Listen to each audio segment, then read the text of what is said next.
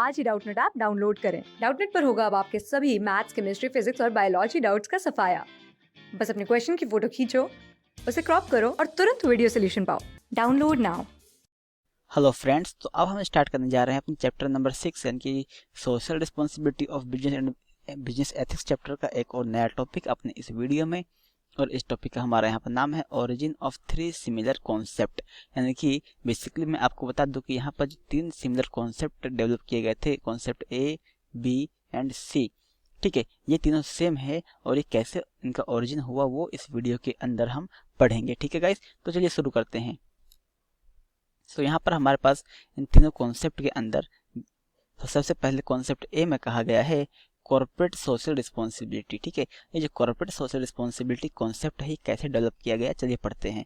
तो इसके रिगार्डिंग यहाँ पर कहा गया है it originated in the USA where government had passed anti trust act against the monopolistic practices so as to protect and improve the welfare of the society. So basically ये जो corporate social responsibility concept है ये United state of America यानी कि USA की government के द्वारा पास किया गया था एंड ऑर्गेनाइज किया गया था।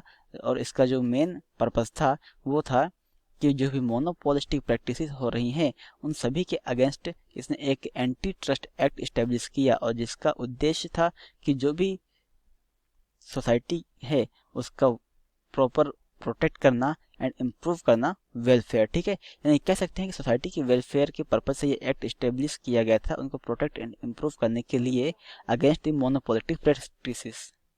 नाउ चलते हैं अब गाइस बी कॉन्सेप्ट की ओर। तो यहाँ पर बी कॉन्सेप्ट में हमारे पास कहा गया है बिजनेस एथिक्स। ठीक है, तो बिजनेस एथिक्स के रिगार्डिंग कहा है this also organized in USA in 1970s।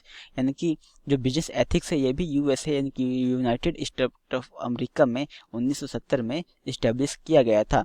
Business ethics highlight the social values and the society's concern in relation to the business. और ये बिजनेस एथिक बेसिकली जो भी social values and society concern होती हैं business relations के regarding उन सभी को हाईलाइट करता है and force to the corporate in that country to abstain from policies and practices which were hostile to consumer and environmental protection.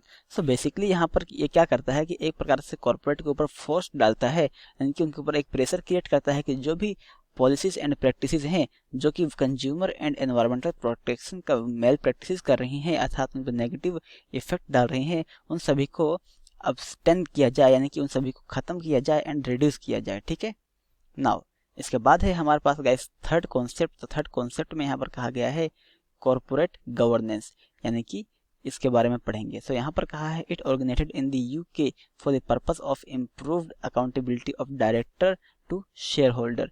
यानी कि कॉर्पोरेट गवर्नेंस बेसिकली यूके यानी कि यूनाइटेड किंगडम में डेवलप किया गया था और इसका मेन पर्पस ये था कि जो भी अकाउंटेबिलिटी होती है डायरेक्टर की शेयर होल्डर्स के प्रति उसको इम्प्रूव किया जाए यानी कि इंक्रीज किया जाए in positive manner and it also emphasise on more transparent auditing. इसके अलावा जो ट्रांसपेरेंट ऑडिटिंग होती है ये उसको भी काफ़ी ज़्यादा महत्व देता है and increase responsibility of the independent director and division of the role of chairman and managing director for the safeguarding the interest of the share holder.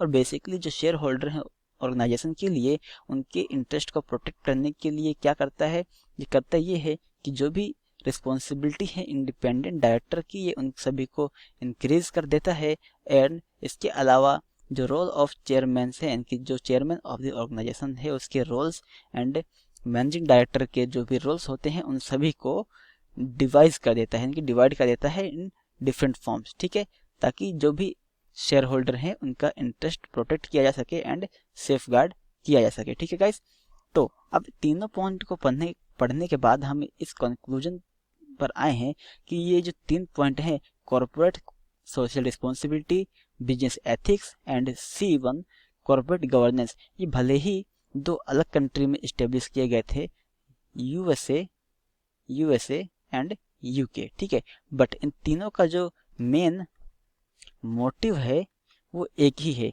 वो है जो कि इंटरेस्ट प्रोटेक्ट किया जाए शेयर होल्डर्स का एंड कस्टमर्स का। ठीक है, और जो थर्ड इनका मोटिव है वो है एनवायरमेंटल प्रोटेक्शन। ठीक है, सो बेसिकली ये कह सकते हैं कि ये जो मेल प्रैक्टिसेस की एंड एनवायरमेंटल प्रोटेक्शन की जो प्रॉब्लम चल रही है वो सिर्फ एक कंट्री या एक रीजन में नहीं चल रही है, बल्कि ये ऑल ओवर दी वर्ल्ड चल रही है। ठीक है, इसलिए हम ये भी कह सकते हैं कि कंज्यूमर प्रोटेक्शन के साथ साथ एनवायरमेंटल प्रोटेक्शन भी बहुत ही ज़रूरी है, ना कि सिर्फ एक रीजन या फिर एक कंट्री के लिए, बल्कि ऑल ओवर दी वर्ल्ड के लिए। ठीक है, तो नाउ गाइस, आई होप इस वीडियो को देखने के बाद जो ये हमारा छोटा सा टॉपिक था ओरिजिन ऑफ 3D कॉन्सेप्ट, ये क्लियर हो गया होगा।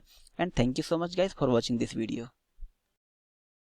क्लास 6 से 12 से लेके नीट, IIT, जेई मेंस और एडवांस के लेवल तक 10 मिलियन से ज्यादा स्टूडेंट्स का भरोसा। आज ही डाउनलोड करें डाउटनेट ऐप या व्हाट्सएप कीजिए अपने डाउट्स 8400 400 400 पर।